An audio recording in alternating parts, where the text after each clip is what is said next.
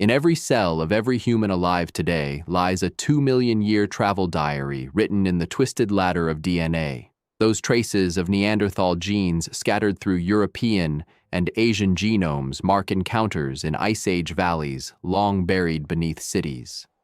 The Southeast Asian ancestry flowing through island populations tells of ocean crossings made without compasses or maps. Native American heritage carries the signature of humanity's last great continental migration, a race through 2 continents in barely 2,000 years. Every living person descends from travelers. Humans didn't merely leave Africa. They left everywhere, moving into every corner of Earth until no habitable land remained unexplored, from the Sahara's scorching sands to the frozen Arctic tundra. From continental heartlands to remote Pacific islands separated by thousands of kilometers of empty ocean. But Homo sapiens walked late to this ancient exodus. Before modern humans filled the world, at least 6 other human species had already ventured from Africa's cradle. Homo erectus trekked from African savannas to Indonesian jungles. Neanderthals endured Ice Age Europe for over 300,000 years, their stocky bodies perfectly adapted to brutal cold. Denisovans ranged across the vastness of Asia, leaving barely a trace beyond genetic echoes. On remote Indonesian islands, tiny Homo floresiensis, the hobbits, evolved in isolation, standing barely a meter tall.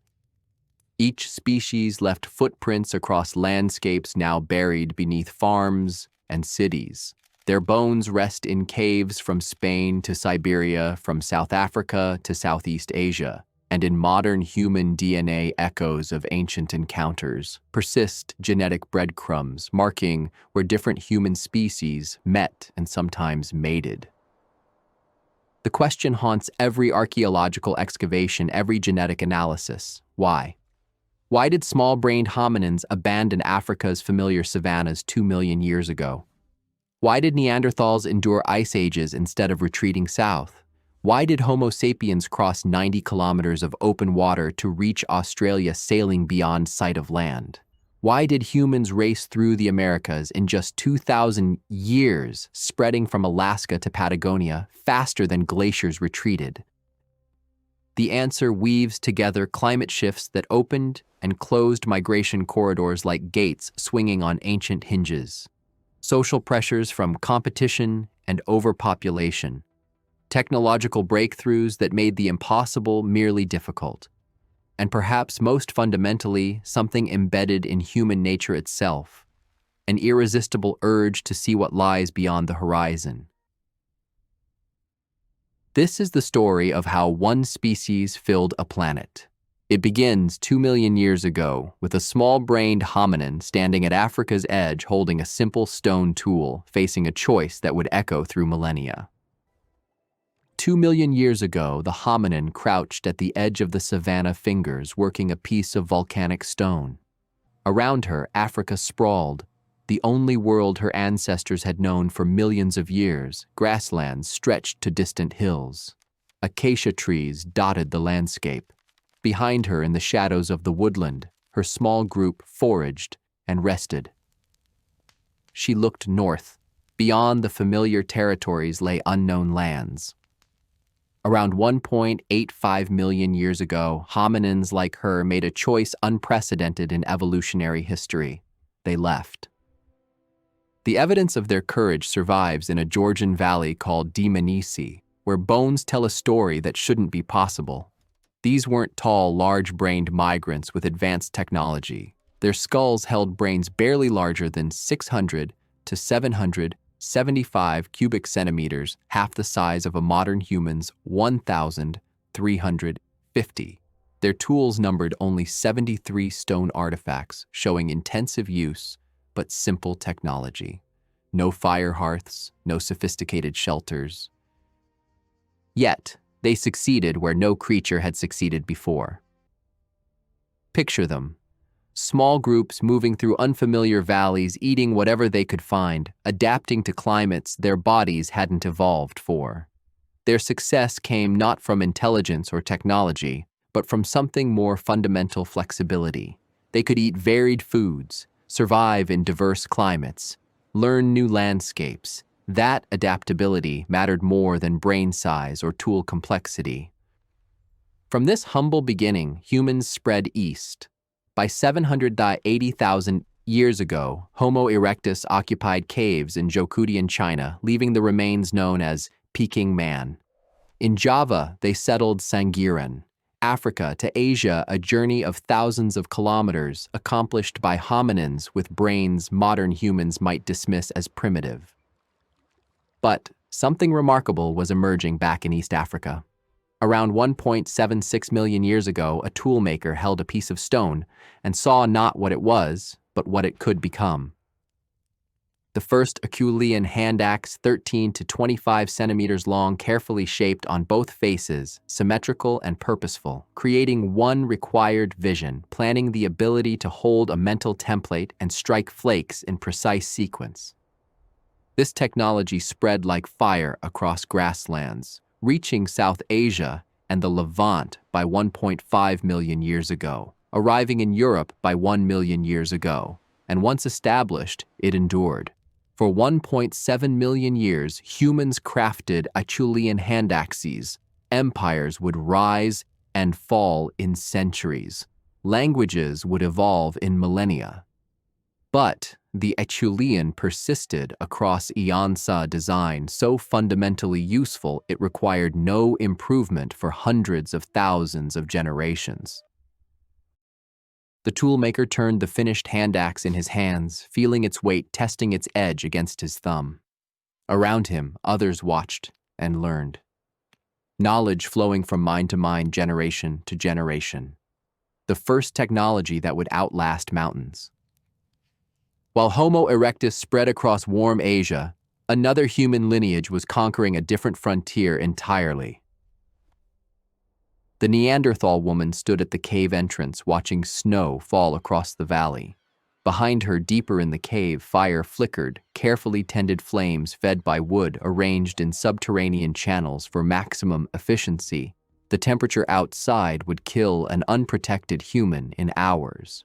But she wore carefully prepared hides, scraped and softened through weeks of work, sewn with bone needles into fitted garments. Her body told the story of 360,000 years of adaptation to Ice Age Europe. Standing 155 centimeters tall, she massed 73 kilograms, 25% heavier than modern humans of similar height. Not fat, but compact muscle and efficient insulation. Her barrel chest featured a bell-shaped rib cage that expanded toward the pelvis, maximizing lung capacity. Her limbs were shortened, reducing surface area and heat loss. Most remarkable was her nose. Tall, wide nasal apertures with massive turbinates that warmed frigid air before it reached her lungs. The caloric cost was staggering. She needed 3,200 to 5,200 kilocalories per day. Her mate required even more, 4,500 to 6,750. They were metabolic furnaces burning through food to maintain body heat in climates that would kill unprotected modern humans. But they didn't rely on biology alone. Their Mousterian tools, named for the Le Moustier cave in France, showed sophisticated understanding of stone fracture mechanics. Prepared cores yielded multiple sharp flakes, specialized scrapers for processing hides, bone tools for tasks requiring precision. And they did something profound, something that hinted at minds pondering existence beyond mere survival. In some caves, Neanderthals marked graves with offerings, flowers carefully placed with the deceased, bodies positioned deliberately. This wasn't mere disposal of corpses. This was ritual culture, perhaps the earliest glimmers of spiritual thought. Their brains matched or exceeded modern human size proportional to their brawnier bodies. Not stupid, not primitive, just different, optimized for different challenges. Genetically, they organized into three groups: Western Europe, Southern Mediterranean, and Eastern populations reaching into Western Asia and Siberia's Altai Mountains. Migration between groups occurred but rarely, only 0.02% of the population per generation. These were stable, established populations with territories they'd occupied for millennia. The Neanderthal woman watched snow accumulate on pine branches. Her people had survived here for 360,000 years. They would survive the winter ahead. They always had.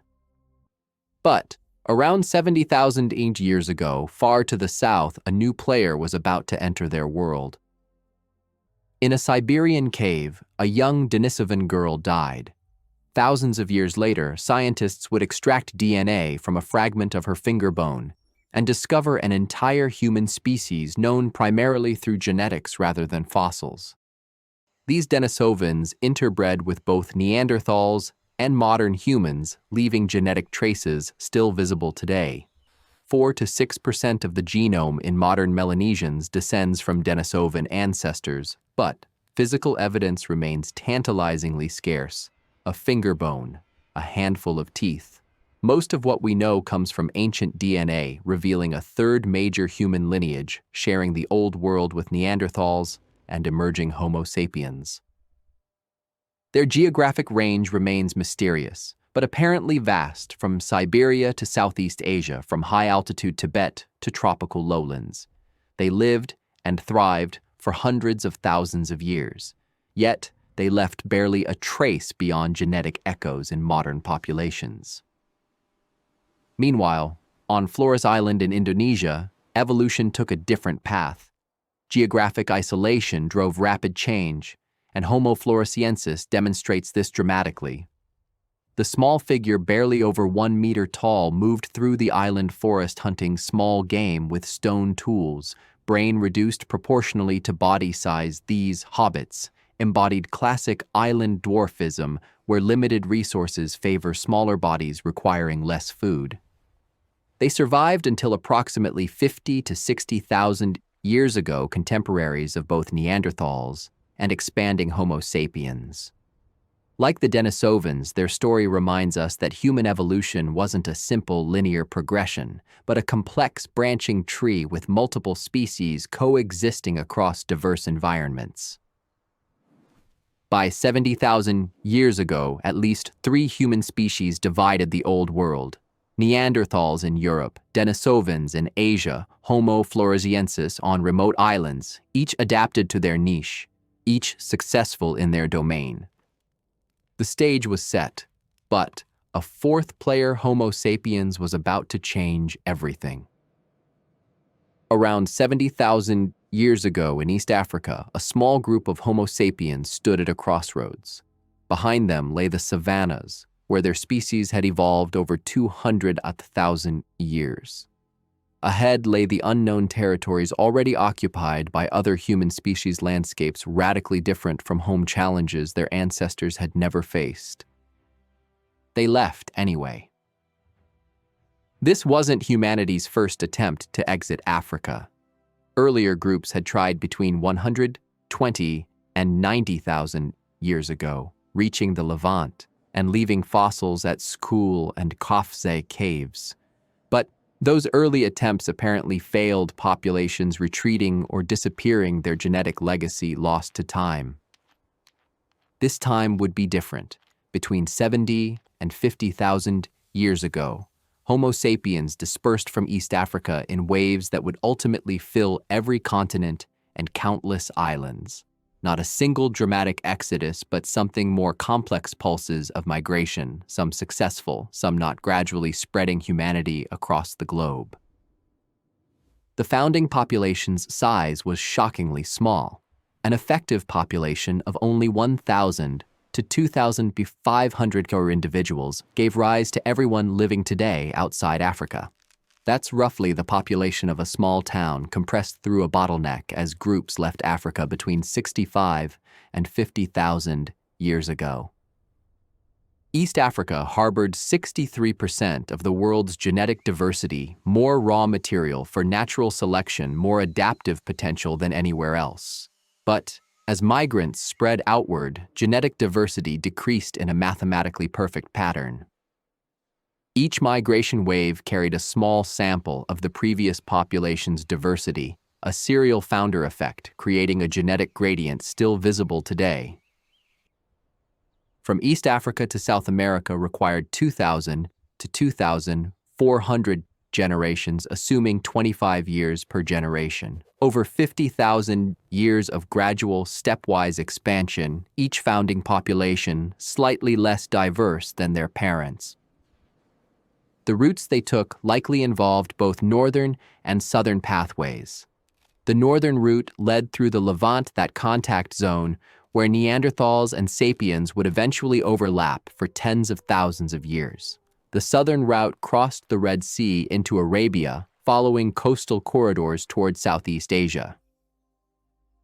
Evidence appears sporadically. 47 human teeth from Dioxean China dated between 80 and 120,000 years ago.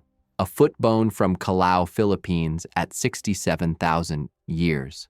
Homo sapiens in Arabia by 85,000 years ago. Each discovery pushes the timeline earlier, complicates the narrative. But one pattern holds clearly. By 45 to 50,000 years ago, Homo sapiens had reached Australia, requiring significant water crossings. This wasn't tentative coastal exploration, but confident expansion into radically new environments. The genetic ancestry of everyone outside Africa traces back to those 1,000 to 2,500 pioneers. All cousins separated by, at most, 2,400 generations, bound by common ancestry written in every cell. The encounter happened in a European valley perhaps 50,000 years ago. Homo sapiens recently arrived from Africa, ventured through unfamiliar territory. Around a bend in the river they saw them. A group of Neanderthal, stocky, pale-skinned, perfectly adapted to this frozen landscape they'd occupied for 300,000 years. Both groups stopped, eyes meeting across evolutionary time. Two human species, intelligent and self-aware, encountering each other for the first time. What happened next shaped human evolution forever. The encounters weren't simple conquest.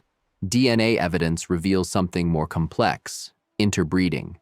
Modern non-African humans carry 1 to 4% Neanderthal DNA. Sub-Saharan Africans carry 0%. The math is clear after leaving Africa, but before dispersing globally, Sapiens and Neanderthals interbred. This wasn't rare.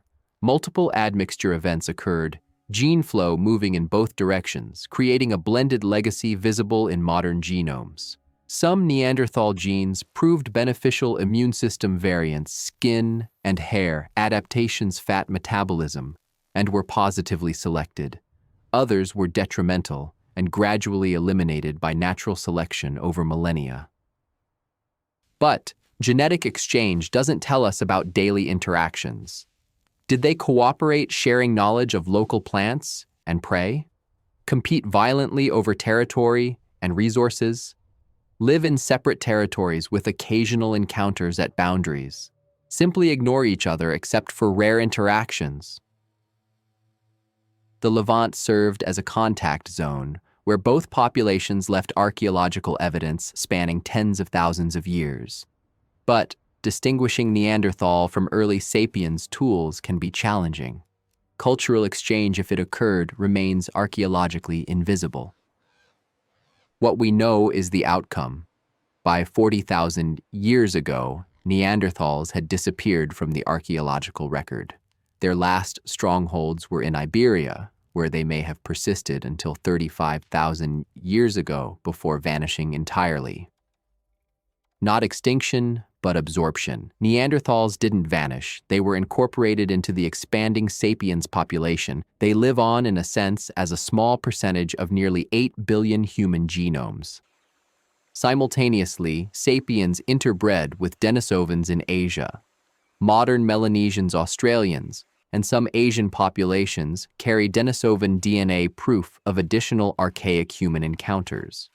The picture emerging from genetics isn't simple replacement, but complex admixture, different human species, meeting, mating, and merging. While biological mixing occurred, culture was transforming. The Upper Paleolithic Revolution swept across Europe between 50 and 40,000 years ago, bringing explosive changes. Blade tools more efficient than previous flake technology, bone and antler implements, specialized scrapers and burins, elaborate projectile points. But technology was only part of it. Symbolic behavior blossomed. In caves like Chauvet-Lascaux and Altamira, artists painted sophisticated images depicting animals with movement and dimension. Not crude scratching, but art requiring planning, perspective, understanding of form. Personal ornaments, shell beads, transported hundreds of kilometers, demonstrating trade networks and social signaling, bone flutes capable of playing musical scales, elaborate burials with grave goods. This wasn't just survival. This was culture, art, music, abstract thought made manifest. The question becomes, why did sapiens triumph where Neanderthals ultimately failed? The answer wasn't bigger brains. Neanderthal brains matched or exceeded modern human size. It wasn't stronger bodies. Neanderthals were physically superior, adapted to harsh climates through hundreds of thousands of years of natural selection. Homo sapiens won through social cognition, language, behavioral flexibility, and unprecedented cooperation. Language enabled something revolutionary, discussing abstract concepts, planning operations across space and time, teaching complex skills, verbally coordinating large group activities. Language created cumulative culture. Knowledge could accumulate across generations instead of each person relearning from scratch. Innovations spread rapidly through teaching rather than slow observation and imitation. Cultural evolution accelerated beyond biological evolution. This ratchet effect meant each generation started from a higher baseline. Build on what came before. Improve incrementally. Never lose ground. The result: exponentially accelerating innovation, impossible for less linguistically capable species. Social cognition multiplied these advantages. Humans can maintain stable relationships with approximately 150 individuals, Dunbar's number far exceeding other primates. Larger social networks enabled cooperation beyond immediate kin, forming alliances between groups, creating trade networks spanning vast distances. Intelligence evolved not primarily for tool-making or hunting, but for navigating complex social relationships, understanding others' mental states, predicting behavior, forming coalitions, identifying cheaters, maintaining reputations across extended networks. This social intelligence enabled cooperation at unprecedented scales. Coordinate hunting parties of dozens, share resources beyond family units, form temporary alliances between bands, exchange members between communities. The resulting social fabric was stronger, more flexible, more resilient than anything Neanderthals achieved. Technology benefited directly. Sapiens' innovation cycles accelerated, developing new tools more rapidly than Neanderthals. The concept of tools to make tools emerged, not just using a rock to cut, but shaping one rock to better shape others. Specialized implements for specific tasks. Compound tools combining multiple materials. Stone points hafted to wooden shafts with pitch requiring planning multiple steps ahead. Behavioral flexibility provided the final advantage. Phenotypic plasticity, behavior changing faster than genes, allowed rapid adaptation to new environments. Encounter unfamiliar prey. Quickly develop hunting strategies. Find novel plants. Experiment with processing techniques. Enter new climate. Modify shelter designs using local materials. This wasn't biological superiority. Neanderthals were magnificently adapted to Ice Age Europe. But sapiens possessed something unique. The ability to learn faster, cooperate better, adapt more quickly than any other human species. Small advantages in multiple domains compounded over tens of thousands of years. A slightly larger social network means more minds solving problems. Slightly faster innovation cycles mean more advantageous technologies. Slightly better cooperation enables more complex hunting strategies, tiny edges multiplying, eventually creating insurmountable differences. Armed with language cooperation and relentless curiosity, Homo sapiens was about to cross barriers no human had crossed before. Vast oceans, frozen wastes, and some of Earth's most hostile environments. To reach Australia early, humans faced an unprecedented challenge, crossing open water beyond sight of land. Even during maximum glaciation, when sea levels dropped 100 to 50 meters below present levels, exposing vast continental shelves, gaps remained. The Sunda Shelf mainland, Southeast Asia, Java, Sumatra, Borneo, connected as one land mascended at water's edge. Wallacea, the Indonesian island chain, provided stepping stones. But crossing to Sahultha, combined continent of Australia, Tasmania, and New Guinea, required navigating multiple water gaps of 80 to 90 kilometers minimum. The longest single crossing on the northern route stretched 93 kilometers, then 69 more. The southern route through Bali and Timor required up to 87 kilometers. These weren't river crossings attempted on fallen logs. These were open ocean voyages beyond sight of land, requiring watercraft navigation skills and extraordinary courage. Picture them. A group of perhaps 30 people loading simple rafts or dugout canoes with water-food children, pushing off from the Wallacean island shore, paddling into blue emptiness, the horizon stretching unbroken in all directions, no land visible ahead or behind, only faith that land existed somewhere in that vastness, only determination driving them forward through waves and wind. The evidence of their success survives in rock shelters like Majed Bebe in northern Australia, where artifacts date to between 50 and 65,000 years ago. Genetic evidence points to approximately 1,000 individuals in the founding population. A single main colonization event, not multiple distinct migrations. Within several thousand years, humans had spread across every Australian environment. Tropical rainforests in the north, arid deserts in the center, temperate zones in the south, alpine regions in the southeast highlands. But the watercraft themselves? Gone. Organic materials decay over 50 millennia. No preserved boats, no direct evidence of construction techniques. We know they had watercraft only because they reached Australia. The crossing itself is proof. Australia filtered out any hominin lacking maritime capability. Homo erectus never made it. Neanderthals never attempted it. Only Homo sapiens possessed the technology, planning ability, and social organization to succeed. Upon arrival, they encountered a world unlike anything in their evolutionary history. Megafauna filled the landscape. Giant kangaroos, diprotodons the size of rhinoceroses, marsupial lions, massive birds called geniornis, giant monitor lizards.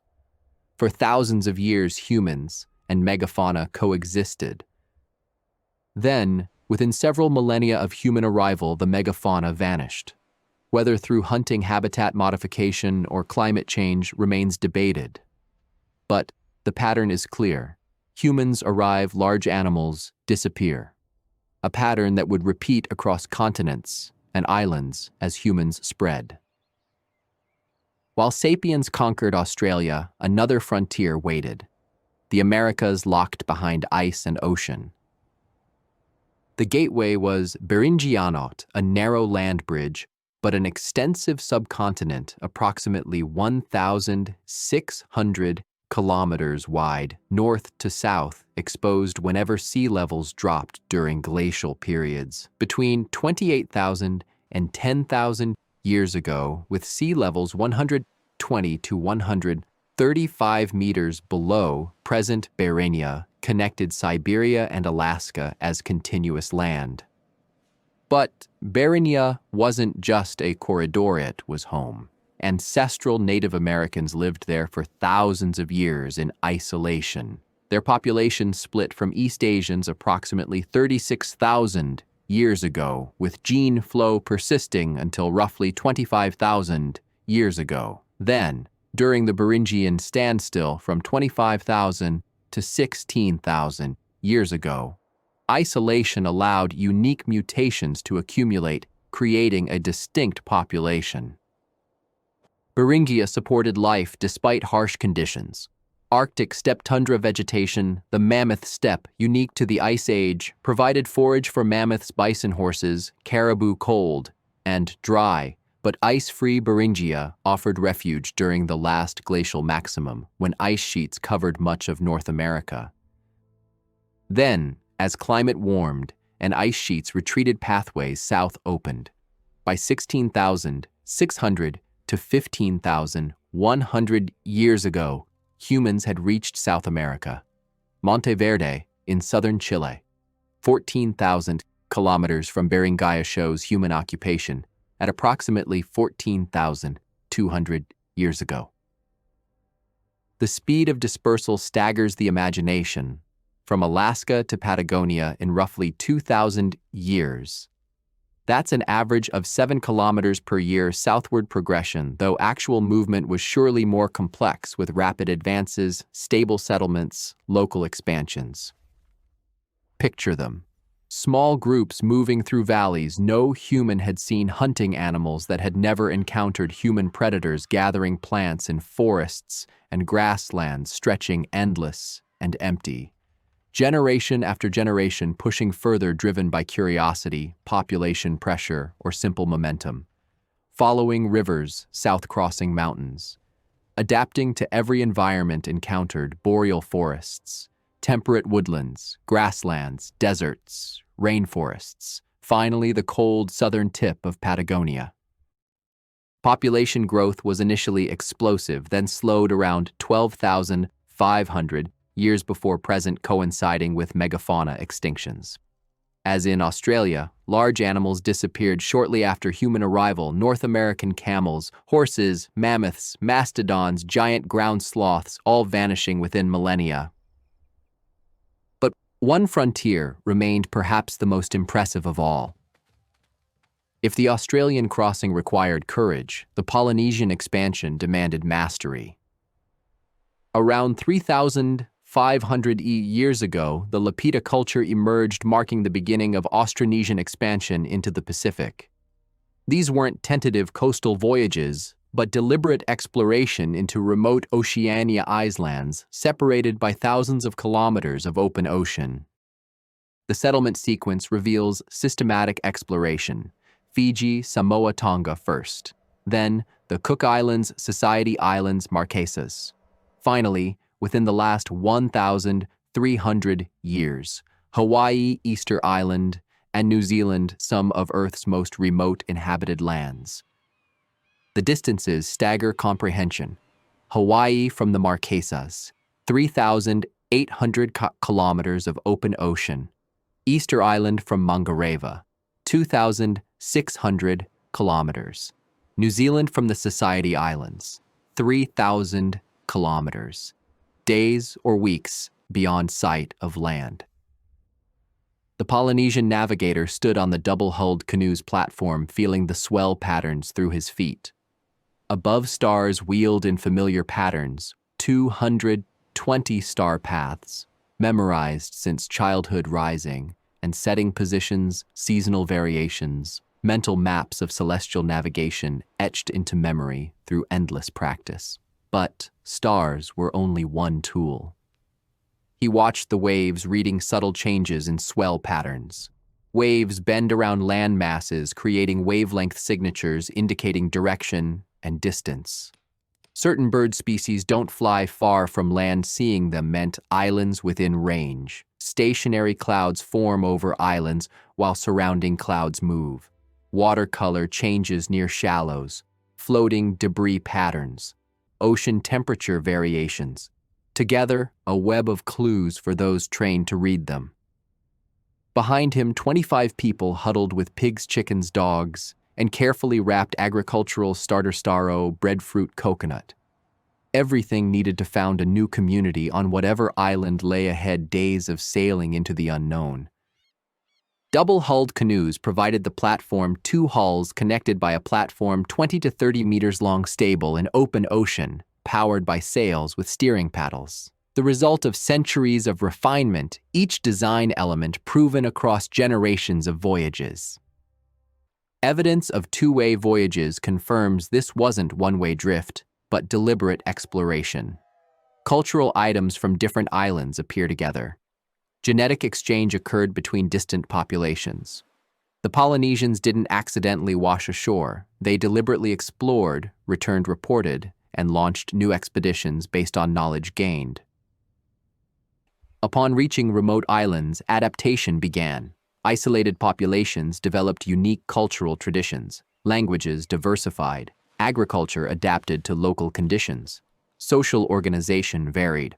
Some islands thrived. Others, like Easter Island with its famous Moai statues, experienced ecological collapse when deforestation and resource overexploitation exceeded sustainability. With New Zealand's settlement approximately 700 to 800 years ago, humanity had reached every habitable land on Earth. From Africa to remote Pacific islands, from Arctic tundra to Australian deserts, the restless species had filled its world. But one question remained. Why? What drove this relentless movement across 2 million years? Climate didn't cause migrations. Climate created opportunities and closed alternatives. Think of climate as a gatekeeper opening and shutting doors rhythmically across millions of years. Sometimes the gates swing wide, inviting passage. Other times they slam shut, making movement impossible or deadly. The mechanism is orbital. Earth's relationship with the sun varies in 3 overlapping cycles: a 20,000-year wobble, a 40,000-year tilt variation, and a 100,000-year orbital shape change. These Milankovitch cycles combine to create glacial interglacial oscillations, its ages alternating with warmer periods. The effects on human dispersal were profound. Specific migration waves coincide with climate windows. 106 to 94,000 years ago, 89 to 73,000 years ago, 59 to 47,000 years ago, 45 to 29,000 years ago. Each corresponds to favorable climate conditions. Orbital scale climate swings shaped population distributions. Consider the Sahara. Today, it's Earth's largest hot desert, a formidable barrier between sub-Saharan Africa and the Mediterranean world. But the Sahara isn't permanent. Over the past 8 million years, over 230 greening events have transformed it into grasslands with rivers and lakes approximately every 21,000 years. The Sahara acts as a gate that controls dispersal between North and Sub-Saharan Africa. Gate open when green, closed when desert prevails. Between 60 and 50,000 years ago, precisely when Homo sapiens made their successful out-of-Africa dispersal, a humid period greened the Sahara, creating vegetated corridors enabling movement. The last glacial maximum demonstrates climate's constraining power. Between 23 and 19,000 years ago, ice sheets covered vast regions of the northern hemisphere. Global sea levels plunged an average of 120 meters, fundamentally altering continental shapes and creating land bridges. In Europe, carrying capacity collapsed to approximately 100,000 individuals compressed into southern refugia. But the same sea level drop that isolated European populations opened Beringia, creating the land bridge, enabling human migration to the Americas. Gates closing in one region opened in another. Heinrich events extreme climate oscillations occurring between 60 and 16,800 years ago show climate as a push factor. Massive iceberg surges caused abrupt cooling that rendered large parts of Northeast and West Africa unsuitable for hominin occupation, compelling early Homo sapiens to migrate out of Africa. Not opportunity, but desperation. Home becoming uninhabitable. Climate change today displaces millions Pacific Islanders fleeing rising seas, Sahel farmers abandoning drought-stricken lands, Arctic communities facing collapsing infrastructure patterns, ancient as humanity itself. Environmental push factors driving mass movements then and now. Climate as gatekeeper opening some doors while closing others. Climate opened doors, but why did humans walk through? Part of the answer lies in population dynamics. Hunter-gatherers require territory 50 to 200 kilometers of range depending on resource density. When population exceeds local carrying capacity, groups must split. This social fissioning creates migration mechanically. Splinter groups need new territories. They can't remain where they are too many mouths for available resources, so they venture outward, seeking unclaimed or weakly held lands. Competition intensifies this pressure. At Nataruk in Kenya, 10 of 12 skeletons showed signs of violent death. Heads crushed with blunt instruments, arrow points embedded in bones. Bodies left unburied. This wasn't ritual. This was massacre intergroup violence over resources or territory. Competition drove some to flee, while others expanded aggressively into neighboring territories. When multiple groups vie for the same resources in the same landscape, losers face stark choices: move or perish. Winners expand into vacated territories. Repeated across millennia, this dynamic spreads humanity across continents. But there's something else, something harder to quantify, but perhaps more fundamentally human. Exploration isn't random. It's behavioral flexibility, behavior changing faster than genes in response to environment. When resources are abundant and threats low, exploration provides adaptive advantages. Discovering new food sources before competitors, identifying migration routes for future crises, finding opportunities others miss. Risk-taking behavior, adaptive in some contexts, means some humans always wonder what's beyond the horizon. Even in productive environments, even when resources are adequate, the drive to explore persists. This explains a puzzle. Why did humans keep migrating even after reaching favorable territories? Australia offered rich coastal resources, yet within thousands of years, humans had spread to the arid interior. The Americas provided abundant game and plant foods in temperate zones, yet humans pressed on to Patagonia and the Arctic. Remote Pacific islands once reached didn't end exploration. Polynesians continued seeking more distant lands. Not necessity alone, but curiosity, the impulse to see what's there, to know what lies beyond. Climate created opportunities.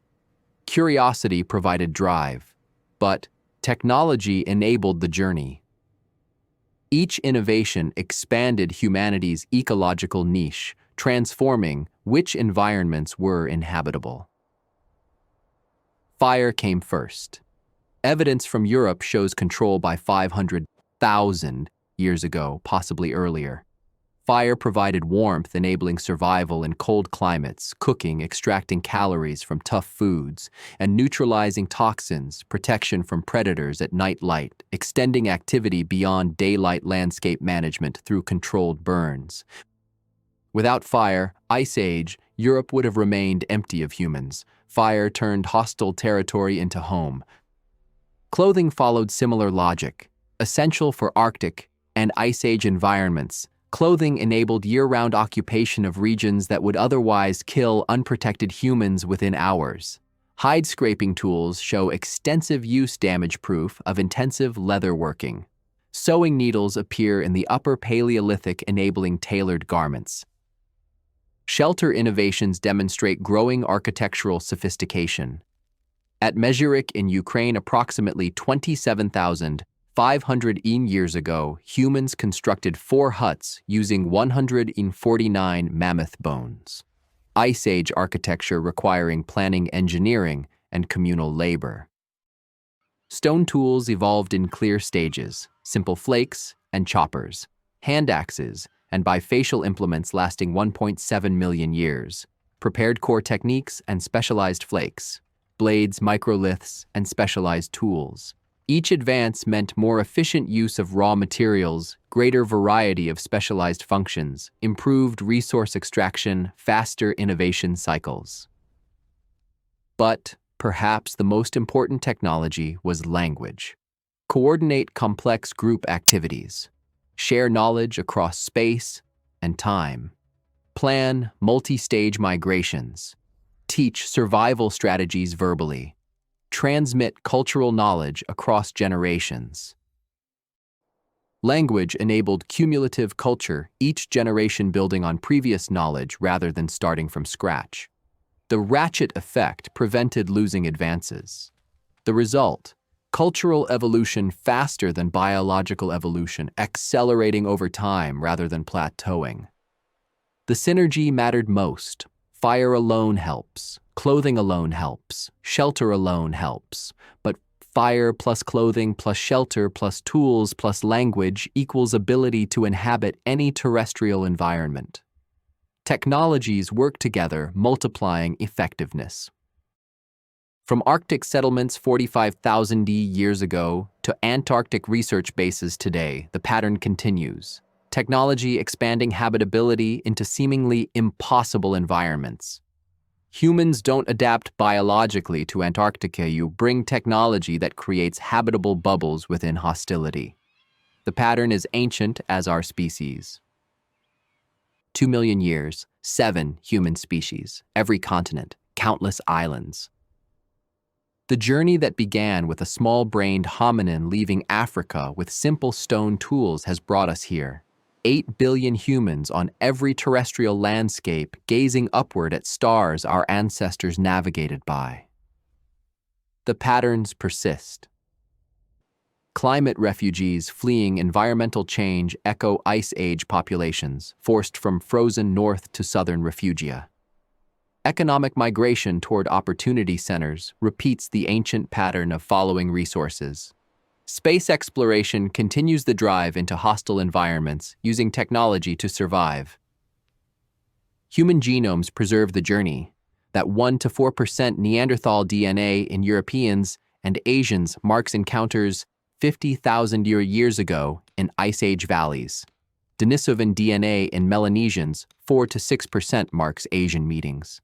Native American genetic signatures trace back to the Beringian standstill. Ancient migrations are written in us literally. Every cell carries this history. Multiple factors drove 2 million years of dispersal. Climate plus competition plus curiosity plus technology worked together. Push and pull factors intertwined.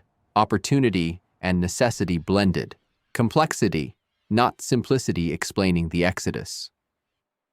Humans proved adaptable. Small brains at Dmanisi succeeded where we might expect failure. Every terrestrial environment was eventually colonized, from scorching deserts to frozen tundra, from rainforests to alpine heights.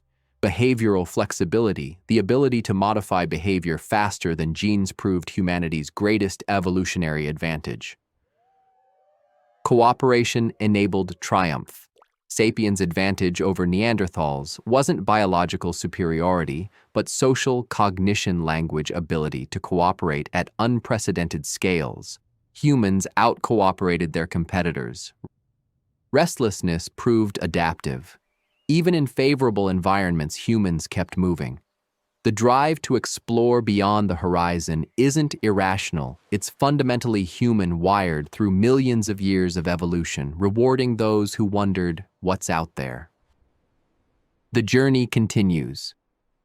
Today, we debate Mars colonization, deep space exploration, whether humanity should become multiplanetary. We argue about climate migration borders, who belongs where. We wrestle with the same forces that moved our ancestors: environmental change, creating refugees, competition over resources, insatiable curiosity about frontiers, technology enabling the previously impossible. The restless species hasn't changed. 2 million years ago, a small-brained hominin left Africa with simple stone tools and an urge to see what lay beyond the next valley. Today, descendants stand on the same planet, but gaze at stars. The tools are different, the destination's more distant, but the impulse remains identical. We are and have always been the restless species. Our ancestors left footprints in Eritrea, Dmanisi, Australia, the Bering Land Bridge, and remote Pacific islands. They crossed continents and oceans, defied ice ages, and deserts adapted to every environment Earth offered. Where will we leave ours next? The journey that began 2 million years ago in Africa has no end because restlessness, curiosity, and the drive to explore beyond the horizon aren't just what our ancestors did. They're who we are.